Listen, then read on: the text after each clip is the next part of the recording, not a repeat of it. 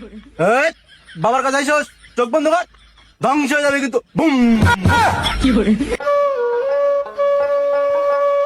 কি রে কথা এটা মন খারাপ করে বসে কে?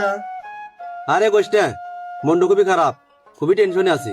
আরে টেনশন করিস না, এই বয়সে টেনশন করে কি জীবন নষ্ট করবি? হ্যাঁ আরে টেনশন করবো না, বোনটা আত্মহত্যা করে মরিয়া গেল, এর মধ্যে শালা বাড়ার বোর্ডও ছাইড়ে গেল। ভালো লাগে না রে। শোন একটা কথা কই, এই সমস্ত চিন্তা ভাবনা বাদ দিয়া তোর একটা কথা কই, তুই আর একটা বিয়া কর বুঝছা? আরে কি কস না কস, এখন বিয়ে করা যাবে না, মান সম্মানের বিষয় আছে না। কি তোর মান সম্মান? তুই যে বিছনায় মতো ওটা পাড়ার বেহে জানি বুঝছা?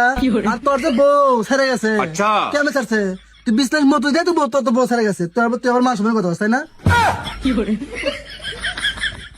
আচ্ছা যাই হোক বাদ দে, আমি যদি আবার নতুন করে এখন বিয়ে করতে চাই, তাতে কি ভালো মেয়ে কি পাবো নাকি? কি তোর কপালে ভালো বউ? তোর কপালে আছে ডিভোর্সি মহিলা, বয়স্ক মহিলা, বুড়ি, ঠিক আছে, জামা থেকে বিদেশ খোঁজ খবর নেলা, এই সমস্ত মনে কর যে বউ পাবে পারোস, তাও মনে কর যে বন্ড বাবা আছে না, ওর পানি পড়া খায় থেকে আসে বুঝছা? এই শালা আমার চেহারা কেতই খারাপ। হ্যাঁ তোর সারা আসলে খারাপ। এ রিজন ক এ রিজন ক এ রিজন ক চল সাধু বাবার কাছে চল, জীবনী রিক্সা খান নিয়ে আই ফেলি। বয়স্ক মেয়ে মহিলা হলেও ব্যাপার না, বিয়ে খান করবই লোক।